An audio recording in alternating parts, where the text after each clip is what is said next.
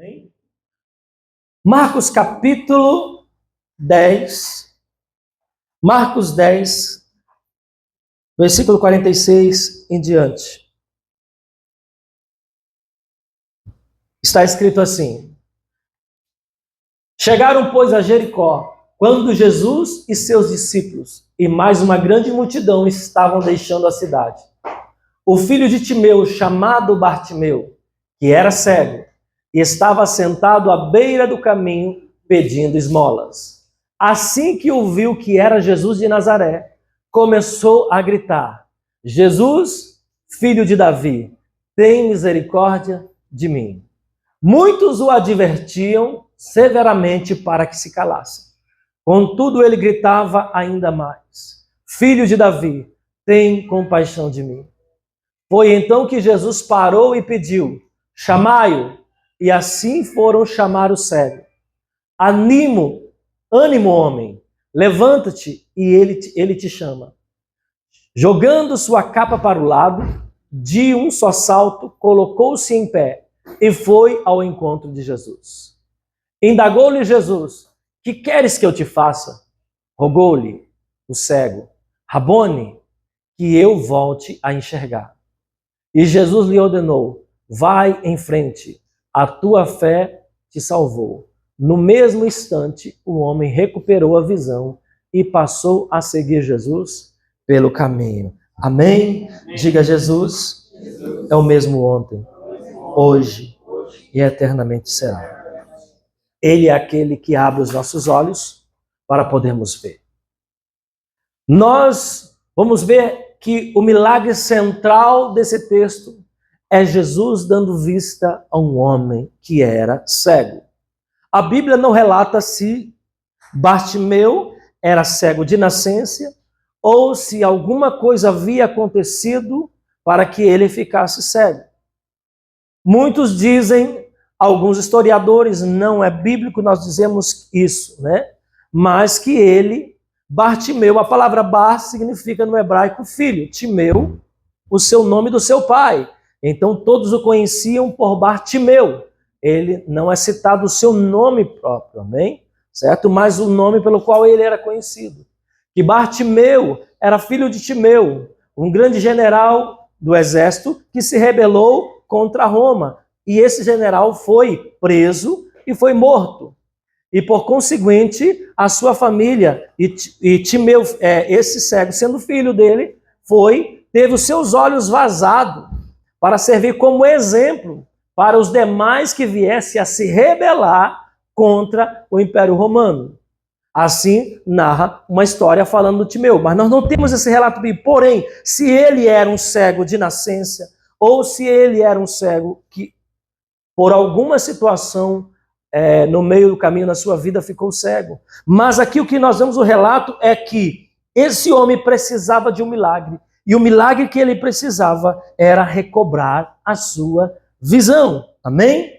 Hoje, quando nós entramos aqui precisando de um milagre de Deus. Amém. Um milagre de Deus em uma área específica da sua vida. Eu preciso de um milagre. Eu preciso de um milagre. Você precisa de um milagre. Nossas famílias precisam de um milagre. O que é um milagre? É uma intervenção divina, aonde o homem não pode atuar, amém?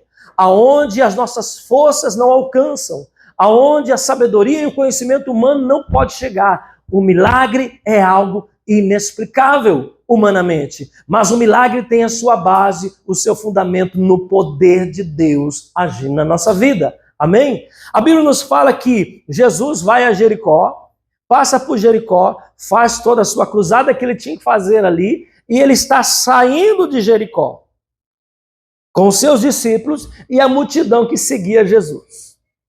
E quando Jesus estava saindo, estava ali um homem assentado à beira do caminho, mendigando. Eu acho interessante uma coisa que a Bíblia nos fala, outros textos nos relatam assim, que ele era um cego mendigo, que estava onde? À beira do caminho.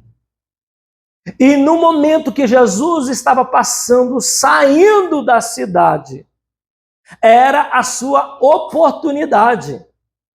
talvez Jesus nunca mais voltaria para ali. Talvez ele nunca mais teria aquela oportunidade. Uma, por ser cego. Como ele iria a uma reunião? Quem o levaria? Então, existem momentos na nossa vida que Deus está com a sua graça e misericórdia passando perto, nos dando a oportunidade do tempo aceitável de Deus na nossa vida. Deixa eu dizer uma coisa para você. A gente diz, não, há muito tempo para a gente se acertar com Deus. Há muito tempo para a gente receber um milagre. Há tempo de sobra. Mas existem situações que as oportunidades que Deus nos deu, muitas vezes pode ser que elas nunca mais vão retornar, amém? E aquele homem sentado à beira do caminho ouviu, Jesus está passando. Só que não era meramente uma passagem, era uma saída da cidade. Jesus não estava ali dentro de Jericó e ia ficar mais um mês. Ele já estava em Jericó há um tempo e estava saindo. E talvez naquele tempo que Jesus estava em Jericó, milagres aconteceram, o evangelho foi pregado, muitos se converteram, muitos entenderam o reino, entenderam quem era Jesus. E aquele homem ouviu alguém trazendo a notícia, dizendo, olha, Jesus de Nazaré passou aqui, ministrou, os encontros foram maravilhosos, as palavras foram tremendas, e aquilo despertou no coração daquele homem, eu preciso de encontrar com Jesus. Mas como? A graça de Deus, a misericórdia de Deus favoreceu ele, Jesus passando ali perto dele, saindo da cidade. Então tem momento, meu irmão, que Deus vai dar oportunidade para você, você tem que agarrar. Tem momentos que o Senhor vai gerar momentos específicos, às vezes em um culto, às vezes em uma reunião, que Deus está ali te chamando, que você está ouvindo Deus se movendo, você está vendo, no caso dele ele não estava vendo, mas estava ouvindo todo o alvoroço que estava acontecendo. E ele perguntou, o que está acontecendo aqui? O alvoroço é fora do comum. Você sabe que uma pessoa que ela é cega, ela desenvolve outras habilidades em outros meios. Ela fica muito mais aguçada na audição. E talvez a audição dele gerou toda a imagem que ele precisava para poder despertar e perguntar o que está acontecendo. Esses barulhos não são comuns, eu fico aqui durante muito tempo e esses barulhos são incomuns. O que está acontecendo? As pessoas chegam para ele e falam, olha, Jesus de Nazaré está passando. Está passando. Deixa eu dizer uma coisa para você, a bênção está passando por sua vida. A bênção está passando. Uma das coisas que nós precisamos entender, que há oportunidades de Deus que são passageiras. Há momentos de Deus que são passageiros. E quando a gente perde a passagem, aquele tempo de Deus, uma das coisas que nós precisamos zelar, não perca o tempo de Deus na tua vida. Diga a pessoa ao seu lado, diga, não perca o tempo de Deus. Aquele é um tempo específico. Jesus não estava entrando na cidade, ele estava saindo. Se ele saísse para fora dos portões, quem poderia levar aquele homem cego a acompanhar Jesus? Ninguém teria disposição para levá-lo. Então, quando ele ouviu que era Jesus de Nazaré, ele disse, é a minha oportunidade. A Bíblia fala que ele começou a gritar. Ele começou a gritar, a clamar, Jesus, filho de... tem misericórdia? Olha interessante, eles dizem para ele, é Jesus de Nazaré que está passando. Mas o clamor dele ressoa diferente. Ele diz, Jesus, filho de Davi, tem misericórdia de mim. Aquele homem, apesar de ter ouvido algo sobre Jesus, a fé que ele tinha sido gerada no coração dele, fez ele ter um entendimento de quem realmente era Jesus. Para aquela multidão que estava seguindo a Jesus, acompanhando Jesus, aquele era Jesus o filho de José e de Maria, proveniente de Nazaré, local do seu nascimento, correto? Porém, para aquele homem que estava sentado à beira do caminho com inúmeras necessidades, aquele não era apenas Jesus de Nazaré, aquele era Jesus, filho de Davi. Porque a expressão filho de Davi, Salmos 89, 4 e 5 nos fala que da descendência de Davi, da família de Davi, levantaria aquele que reinaria para sempre. Da linhagem de Davi levantaria o Messias, tão esperado por Israel. Pense uma coisa, uma revelação extraordinária estava no coração e na mente de um homem que era considerado mendigo, cego, dependente, assentado à beira do caminho. A Bíblia nos fala que o Senhor revela os seus segredos, a sua sabedoria, revela o reino para aqueles que o mundo muitas vezes despreza. Deus olha para o homem e não atenta para a sua aparência, mas para o seu coração. Foi assim que o Senhor disse a Samuel: vai levantar um rei, mas não atente apenas pela sua aparência, porque eu, o Senhor, olho além da aparência. Eu vejo o coração. No coração de um mendigo, de um cego, estava a revelação de quem era Jesus, o Messias. Então ele, em contrapartida ao que ele tinha ouvido, ele clamava: Jesus, filho de Davi, tem misericórdia de mim. Ou seja, havia revelação, entendimento de quem era Jesus. Deixa eu dizer uma coisa para você. Você está procurando um milagre de Deus na tua vida, na tua família? Entenda quem é Jesus. Jesus não é apenas o Jesus de Nazaré, o filho de Maria, o filho de José.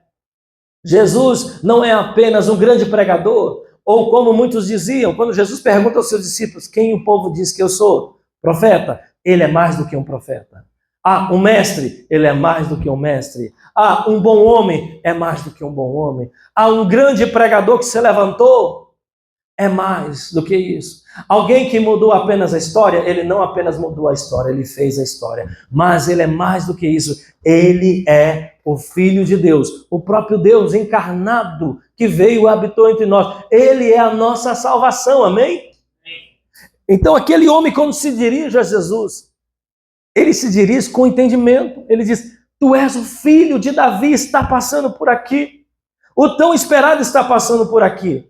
E como que ele se agarra àquilo?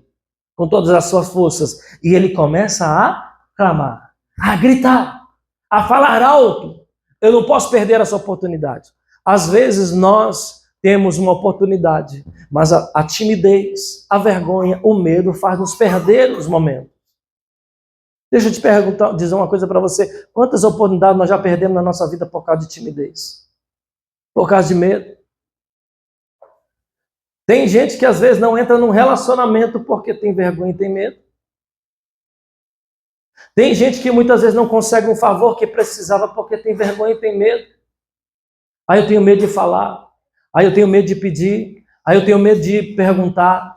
Quantas dúvidas nós saímos de determinados ambientes e que poderiam ser solucionadas e não são solucionadas porque a gente tem o medo e a vergonha de levantar a mão. Às vezes até nos é dada a oportunidade. Alguém tem uma pergunta para fazer, e você tem uma pergunta para fazer, mas ai, que vergonha de levantar a mão. Eu prefiro ir com a minha ignorância do que me expor. Deixa eu dizer uma coisa para você. Quem não se expõe não tem a sua vida transformada. Às vezes nós precisamos nos expor num gabinete.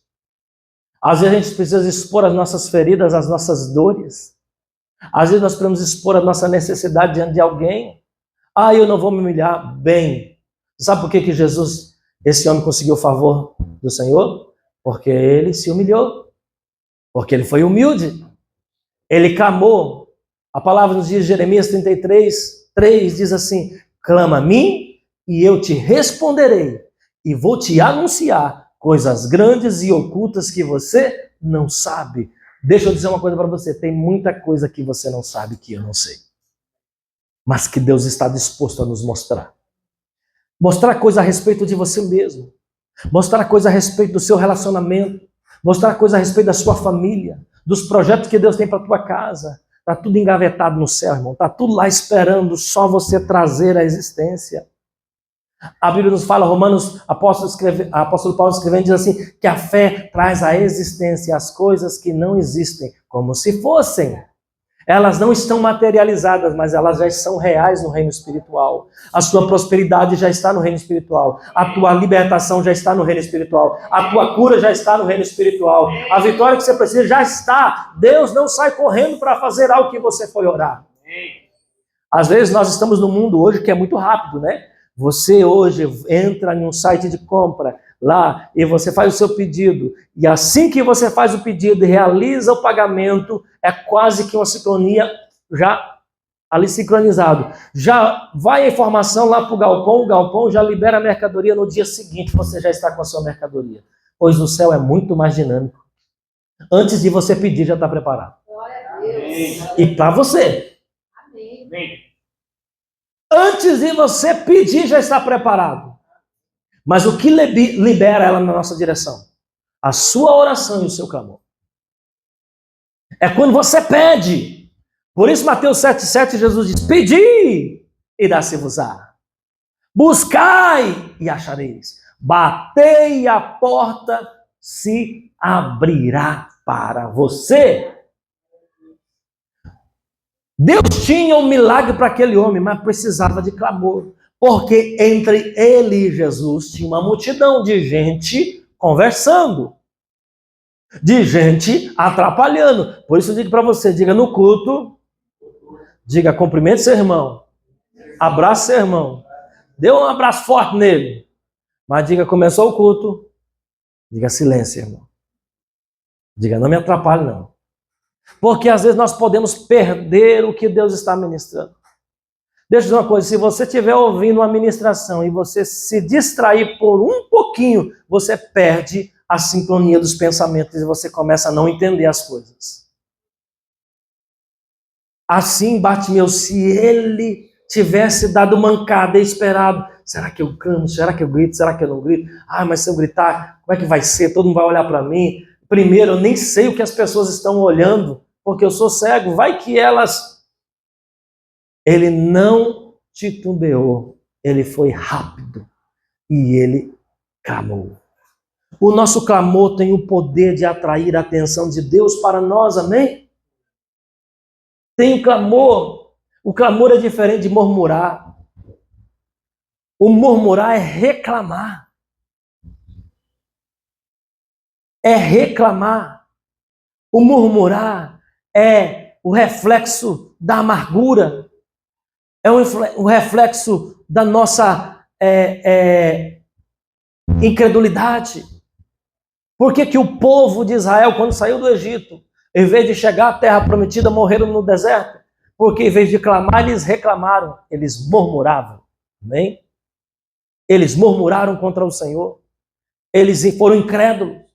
Então, reclamação, murmuração está ligado com incredulidade. Mas o clamor está ligado com a fé. Quando ele clama e começa a gritar, o que acontece? As pessoas começam a vir até ele, não é para dar um ânimo. Vai mais, clame mais, Nereu, porque Deus vai te atender. Não dizer, cala a boca, fica quieto. Seu clamor está incomodando. Deixa eu dizer uma coisa para você. Quando você começar a buscar Deus de todo o teu coração, você vai incomodar o inferno e vai incomodar algumas pessoas. Você está orando demais. Vai ficar doido, hein? Algumas vezes, eu sei, deixa eu falar aqui tem um abre parênteses para a gente poder cuidar. Você está jejuando demais, hein? Vai ficar doente. Sim, você tem que tomar cuidado, amém? Você não vai jejuar sem critérios. Você precisa entender quem você é, qual a resistência do teu corpo. Se você toma medicamento, você precisa cuidar disso. Se você tem algum problema de saúde, vai a um especialista, vai a um médico, faz um check-up, amém? Mas jejum não mata. Jejum, pelo contrário. O Senhor já nos ensina isso na Bíblia há milhares de anos. A medicina hoje está dizendo que o melhor remédio é jejum. 12 horas sem comer. Jejum intermitente. 12 horas sem comer. Dá tempo das células se renovarem. As células más, ruins do teu corpo, elas morrem, porque elas não têm o que se alimentar, porque primeiro as células boas se alimentam, o que sobra vai para as células ruins. Se você come além do que precisa, as boas e as ruins se alimentam. Jejum intermitente. Algum pode dizer, você está jejuando demais. Eu vou dizer uma coisa, tem mais gente morrendo por excesso de comida porque por falta. E não estou dizendo que a falta não é algo que nós tenhamos que estar atento. Nós temos nossos irmãos no continente africano. Semana passada eu disse aqui, de que gente que professa a mesma fé, gente que ama Jesus como você, come na África uma vez por dia. E nós fizemos um projeto para levantar fundos para enviar para dar assistência a esses nossos irmãos que estão lá. Então, mas tem mais gente morrendo por excesso de comida porque falta de comida. Então muita gente, quando você começar a clamar e buscar Deus, vai dizer, você tá demais. Olha, gente, às vezes a gente usa muito, a gente vai conversar e para ser politicamente correto, a gente começa a falar assim, mas não pode ser fanático, né? Não, a gente tem que ir na igreja, tem que buscar Deus, mas sem fanatismo. O problema é que a linha do fanatismo para Deus é muito curta. Do tipo, eu estou indo na igreja e orando, sou fanático. Eu decidi agora parar de beber, parar de fumar, parar de ir na boate, parar de falar mal dos outros, parar disso. Agora eu quero fazer a coisa certa. Você virou fanático, o errado virou certo e o certo virou errado, irmão. Nós estamos no mundo de ponta cabeça. Mas para coisa que é ruim, não existe fanatismo. Não existe fanatismo. Não sou a favor do fanatismo, porque o fanatismo é um descontrole, amém? Correto? Esse é o problema do fanatismo religioso. É porque você começa a valorizar estruturas doutrinárias e desprezar pessoas. Jesus não fez isso. Jesus, ele andou com prostitutas. Jesus, ele esteve com publicanos, que eram homens mal falados na época. Ele esteve com todo tipo de pessoas que os religiosos diziam, isso aí não presta. Jesus veio para aqueles que não prestam. É por isso que eu e você estamos aqui, amém? Não se sinta ofendido, ok? Correto? É por isso que eu e você estamos aqui. Senão a gente não estaria. Mas quando você começa a buscar, você vai enfrentar muitas barreiras muitas vezes. Você está fanático. Irmão, mas ninguém tem problema com alguém que vai assistir futebol toda semana. Com uma pessoa que entra num patinco e deixa lá o sustento da sua família. Com um homem que é casado e sai da sua casa, deixa sua esposa e vai para o sunaco. E deixa seus filhos. Com uma pessoa que pega um celular e fica 4 horas por dia na frente de um celular. Essas 4 horas são preciosas. Estou dizendo que você não pode ficar no celular, amém? Não é extremo. Pode ver Facebook, pode ver Instagram, pode ver YouTube, pode ver. Mas eu estou falando que muitas vezes a linha que nós colocamos para aquilo que fazemos para Deus é quase que meio passo, e aquilo que não é para Deus tem quilômetros de distância até chegar à linha do fanatismo. Você já parou para pensar? Você tem filhos pequenos, você tem uma esposa, e se você chega em casa, como eu já atendi pessoas que perderam o casamento porque chegavam em casa, tomavam banho e iam para frente do videogame. Não estou falando de crianças e de jovens, não. Estou falando de homem de 40 anos. E que chegaram para mim e falaram, César, eu perdi meu casamento por causa disso. Eu estou tentando que a minha esposa volte, mas ela não quer voltar. E aí ele me contou toda a história. Eu chegava em casa, 7 e pouco, depois do serviço, tomava um banho, comia e ia para frente do videogame. Aqueles videogames que vicia, sabe?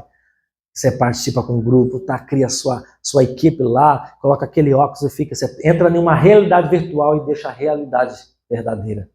Tem muita gente saindo da realidade verdadeira e entrando na realidade virtual. E está perdendo Jesus passando. Está vivendo em um mundo que não existe. E a gente não acha que isso é fanatismo. Ele fala, eu chegava, eu ficava até meia-noite, 1 hora da manhã. E a minha esposa brigava comigo, a gente brigava porque eu achava que ela era chata. E foi, vai, até que um dia ela, quando eu me apercebi, não estava mais as roupas dela, já não estava mais meu filho em casa, já tinha ido embora para casa dos pais dela e não queria voltar mais para casa. E eu caí em si e eu vi a mancada que eu tinha dado. E eu estou arrependido. O arrependimento, às vezes, restaura algumas coisas na nossa vida, mas às vezes não. O arrependimento ele tem uma garantia, o perdão de Deus. Amém? Arrependimento ele tem uma garantia, o perdão de Deus. Pecou, se arrependeu. Davi foi assim, Davi pecou contra Deus, se arrependeu e o Senhor perdoou o pecado dele. Diz, você não morrerá, eu perdoo, mas, porém, com todavia, pelo que você fez diante de Israel, envergonhou meu nome diante do povo, a espada e o juízo não se apartará da tua casa. Tu vai ter que viver uma vida perdoada, arrependido, tudo certinho diante dos céus, nenhum problema, está garantido tua entrada no céu, mas vai ter que conviver com as consequências. Amém? Então, Jesus estava passando. Ele começou a gritar e a clamar. O povo, a multidão estava ali ao redor de Jesus. Sempre terá um monte de empecilho para você chegar perto de Jesus. Vai ter amigo dizendo para você, não faz isso não, cara, você está doido. Quando eu comecei para Jesus com 16 anos de idade, começando a entender o que era a vida de gandaia, né? Certo? Começar a ir para as festas, pensa que é homem com 16 anos, né? Que sabe muita coisa, sabe nada, entendeu? Né? Quando eu comecei para a igreja, irmão, o que levantou de gente para me dizer, rapaz, mas você tem para a igreja agora, 16 anos, não, é muito novo.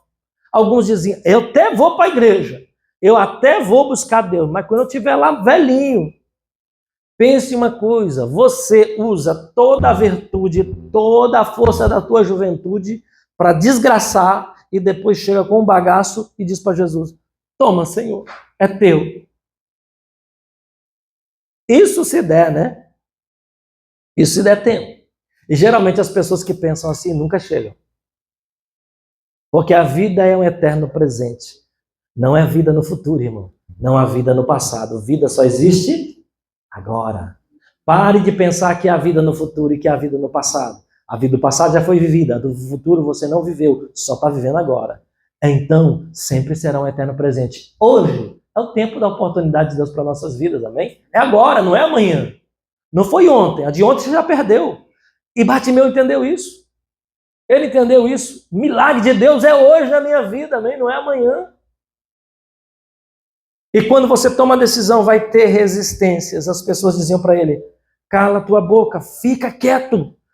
Como que você está gritando? Eu digo, as pessoas não estavam tão incomodadas com a altura do grito dele, mas as pessoas estavam incomodadas com o que ele estava dizendo. Filho de Davi. Como que você pode dizer isso, rapaz? Filho de Davi é o Messias. Pois eu vou dizer uma coisa para você. Tem muita gente perto de Jesus que não sabe quem é Jesus. Tem muita gente que está andando do ladinho de Jesus, mas não sabe quem ele é. E tem gente que está distante, com uma necessidade enorme, e de repente começa a entender. Quando Jesus chega para os religiosos da época, e nós precisamos tomar muito cuidado, para a gente não se encaixar nos religiosos da época. E a gente pensa porque você está na igreja, porque você dá dízimo, dá oferta, porque você jejua, porque você ora, porque você lê a Bíblia. Os fariseus faziam tudo isso, jejuavam duas vezes por semana. Vamos perguntar aqui, não vou perguntar para você responder, pelo menos se você chega aos pés de ser um fariseu. Quem aqui jejua 2 vezes por semana, 24 horas por dia? Fala, ei meu Deus, eu estou fazendo um curso para ser fariseu ainda, então nem fariseu sou. O fariseu que chega diante do Senhor e diz, bate no peito e diz assim, eu jejuo 2 vezes por semana, dou o dízimo de tudo que eu recebo. Quem aqui dá o dízimo de tudo que recebe? A 10ª parte. Entrou lei da criança, você vai lá e dá o dízimo. Alguém ofertou na tua vida, te abençoou, você vai lá e dá o dízimo. Recebeu uma restituição de imposto, vai lá e dá o dízimo. Não responda. Quem faz isso aqui? Então você está ainda treinando para ser um fariseu, amém? Aquele homem chegou diante de Deus e disse todas essas qualidades. Eu não faço isso, eu não faço aquilo, eu não faço aquilo outro. E ele achou que era merecedor de alguma coisa. E o Senhor olhou para ele e reprovou. E o outro que estava do lado, um pecador. Irmão, Jesus veio para quebrar estruturas, viu? Ele não veio para consolidar estruturas, ele veio para arrebentar com estruturas religiosas. Porque o maior empecilho das pessoas chegar a Jesus é a religiosidade. Eu não consigo ver, irmão, Jesus, filho de Deus, santo, nunca pecou, todo poderoso, poderia fazer o que quisesse. Ele não se comportou como muitas vezes nós nos comportamos. Eu não estou dizendo que isso é aval para você ver pecando, não, pelo contrário, quanto mais santo você for, mais você vê o teu pecado. Quanto mais santo você for, mais você vê o teu pecado e menos vê o pecado dos outros. Porque quanto mais luz entra na tua casa, você vê mais a sua bagunça. Quando você vira a luz para o vizinho, é fácil você ver a sujeira. O legalismo religioso faz isso, é uma luz invertida para os outros. Isso aqui é a luz. Tipo um farolete, sabe? Farolete. Quando você aponta para os outros, você está vendo o quê? a sujeira, o desajuste do outro. Ai, meu Deus, olha o cara, o Rodolfo, misericórdia, né? Mas quando você inverte o favorito para você, a luz para você, o que acontece? Você começa a ver, meu Deus, que roupa suja é essa, tudo amarrotada, Jesus, como eu não vi sair de casa. Aí a luz começa a bater em você. Aí você começa a ver o quanto eu preciso de Deus. A lógica é, quanto mais eu oro, mais eu entendo que eu preciso de Deus. Quanto mais eu me santifico, mais eu entendo que eu preciso de Deus. Quanto mais de Deus em mim, mais eu amo o pecador. Porque o Senhor me tirou de lá. Eu não saí de lá pelas minhas próprias pernas. Deus, pela sua misericórdia, me alcançou lá. Me alcançou naquele lugar. Foi de lá que nós fomos tirados, amém? E aquilo que aquele homem falava perturbava as pessoas, porque ele tinha entendimento. Deixa eu dizer uma coisa para você. Quando você começa a conhecer a Deus e tem entendimento de Deus, você vai falar coisas que as pessoas não vão entender. Até que elas entendam, elas vão te criticar.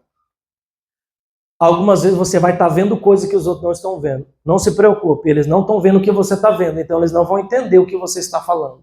Tenha paciência e não desista. Não queira que as pessoas te compreendam 100% o tempo todo, porque elas não vão te compreender. Nem teu esposo, nem tua esposa, nem teu pai, teu filho, nem teu melhor amigo muitas vezes vai te compreender. Mas se você está vendo alguma coisa, está percebendo alguma coisa, persevere naquilo que o Senhor tem te dado. Porque chegará um tempo que as pessoas que talvez estão do seu lado perceberão e também entenderão o que você está entendendo. E assim é na nossa vida. Amém? Ele não desistiu porque as pessoas mandaram ele calar a boca. Mas a Bíblia diz que cada vez mais ele clamava. Quanto mais resistência, mais perseverança exige. Quanto mais te resistem, mais perseverança. Quanto mais dizem para você ficar quieto, mais você clama. Mas você fala. Porque para vencer uma resistência, se precisa colocar mais força e não menos força. Amém? E aqueles homens diziam, fica quieto. Até um ponto que o clamor dele passa a multidão e chega até Jesus. Quando chega aos ouvidos de Jesus. Sabe o que eu vejo aqui? Aqui é batalha espiritual. Aqui é guerra.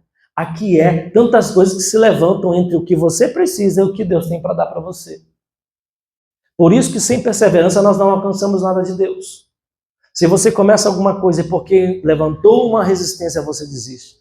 Tem muita gente que começa a vir à igreja, mas não vem mais. Começa a ir à célula, mas não vai mais. Começa a orar, mas não continua orando. Começa a buscar, mas para sempre que vem uma resistência, seja ela externa ou interna.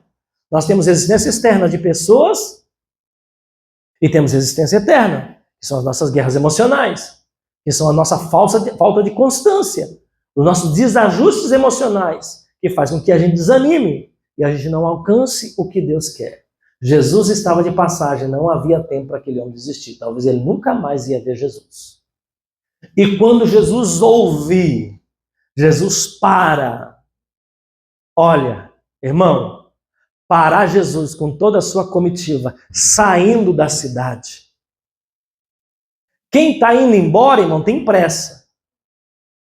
Você já parou para pensar? Quando está entrando, você está entrando. Mas quando você está saindo, não tem tempo. Já está tudo marcado, o IoT já está feito. Imagina uma viagem, você marcou com sua família, vamos para o Walt Disney, vamos para a Disney. Tudo marcado, horário, passagem marcada, já tudo está a programação, todo mundo empolgado, vamos sair, vamos para tal lugar. E aí, de repente, ei, vamos parar, vamos mudar. Todo mundo se revolta, não, o que é isso? A gente marcou, vamos, é uma briga. E Jesus para. Todo mundo parou, mas Senhor, precisamos sair, Senhor. Precisamos sair, nós estamos saindo, temos compromisso. Deus, para, eu preciso atender um clamor. Alguém está gritando, alguém está clamando. Eu ouvi algo. Deixa Deus ouvir a sua oração. Deus para os céus, Deus para a terra, Deus para tudo para ouvir uma oração. Deus para tudo para ouvir uma oração. Deus não resiste a um clamor que procede de um coração quebrantado e contrito.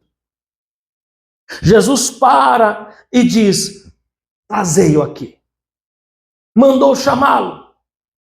Os homens chegaram lá e disseram: tenha bom ânimo, porque o mestre está te chamando. Tenha bom ânimo, tenha coragem, tenha fé, porque a tua oração foi respondida. O teu clamor foi atendido.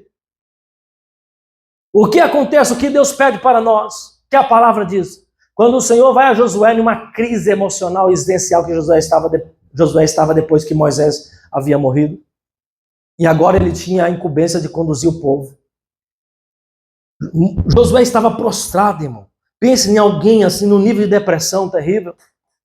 E aí o Senhor diz para ele: Josué, seja forte e corajoso, tenha bom ânimo. Sabe o que o Senhor está dizendo para você nessa manhã? Seja forte, seja corajosa, seja corajoso. Tenha bom ânimo. É preciso ter bom ânimo, irmão. Isso Deus coloca para nós termos.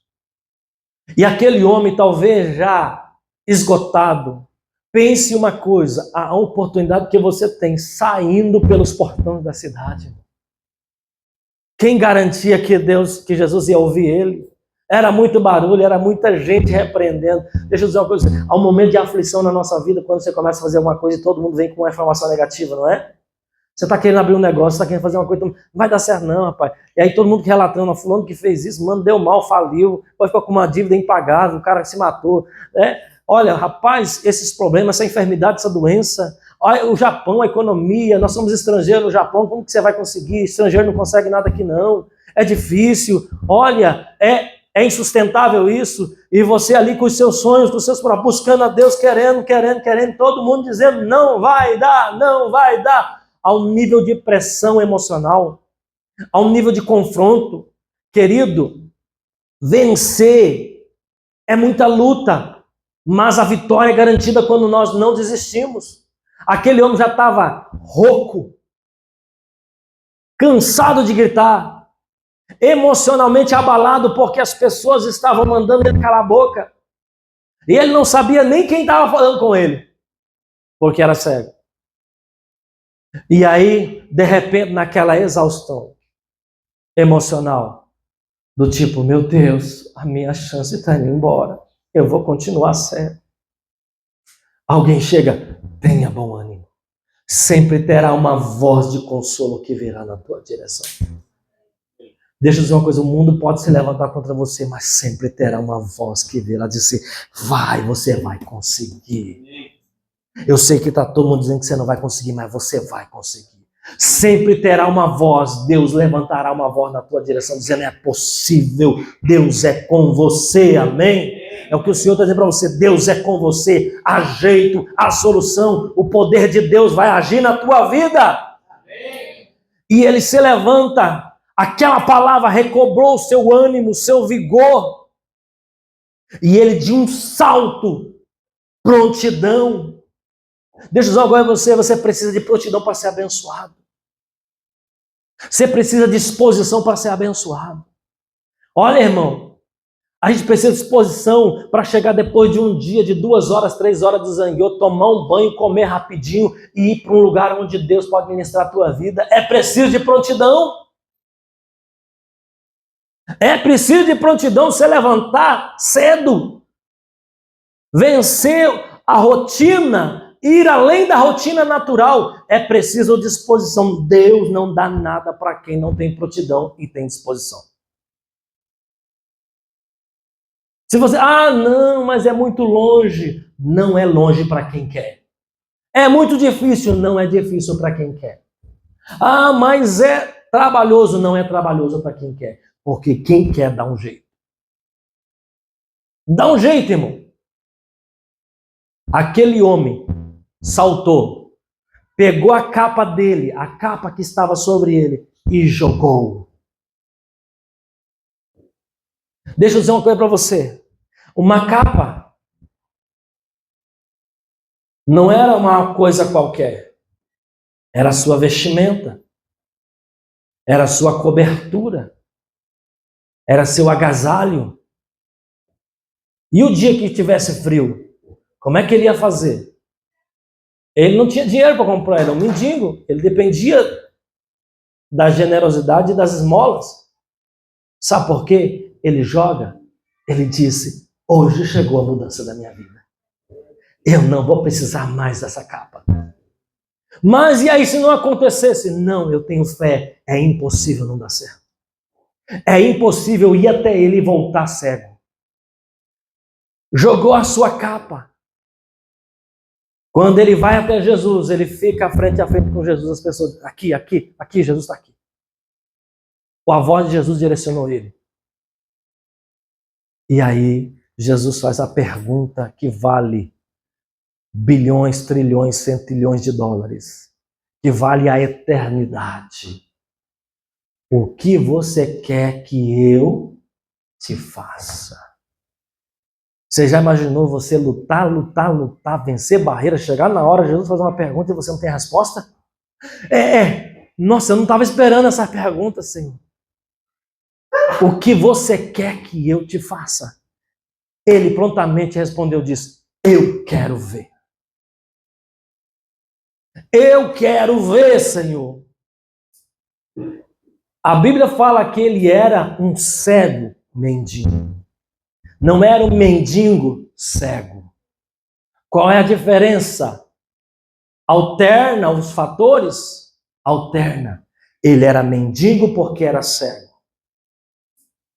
Muitos de nós estamos mendigando na vida familiar, espiritual, financeira, emocional, porque somos cegos. E ele diz, a solução da minha vida não está em o Senhor me dar um Bolsa Família. A solução da minha vida não está em o Senhor me dar dinheiro. A solução da minha vida não está em o Senhor falar diante de alguém para cuidar de mim. Eu não preciso de uma muleta. Eu preciso de visão. Eu preciso que os meus olhos sejam abertos. Porque essa vida que eu tenho vivido é por causa da minha cegueira. Deixa eu dizer uma coisa para você. Você tem muitos problemas. Nós temos muitos problemas. A solução não está a tratar das coisas superficiais. É ir na raiz do problema. É falta de visão espiritual. Porque quem vê no reino espiritual jamais andará mendigando. Amém? Quem vê do reino espiritual entende quem é, a sua identidade, quem ele é em Deus, o que ele tem em Deus. E quando você vê isso, entende isso, o diabo não vai te prender mais, amém? As dificuldades não vão te prender mais. As situações não vão te prender mais. Porque eu antes era cego, mas agora eu vejo. Nessa manhã, nesse dia, o que nós precisamos, Deus abra a nossa visão para ver. Abra nossa visão para ver, porque quando você vê aquilo que você não enxergava, você começa a compreender aquilo que você não compreendia. Quando você vê aquilo que você não via antes, você começa a ter aquilo que você não tinha. Quando você começa a ver o que você não via antes, você começa a sair dos lugares que te aprisionavam antes. Porque quando você não vê, você é um cego tateando por lugares e não consegue discernir os ambientes que você está. Mas aquele homem diz, Senhor, eu preciso de visão. Abre os meus olhos para ver. Talvez você não está vendo muitas coisas de Deus na sua vida. É por isso que você se encontra nos lugares onde você está. Mas quando Deus abrir os seus olhos, o engano fugirá da tua vida. As pessoas não te enganarão mais. Quantas vezes você foi enganado porque você não conseguia enxergar algumas soluções que estavam na tua frente e alguém te vendeu uma solução que não era a solução, porque você não enxergava o que você enxerga hoje. Pois eu quero dizer para você, na vida espiritual é a mesma coisa. Quanto mais visão você tem, quanto mais você enxerga longe, mais conquistas o Senhor dará na sua vida em todas as áreas, amém? Então hoje, nesse dia, quantos precisam de visão? Quantos precisam do milagre de Deus na sua vida?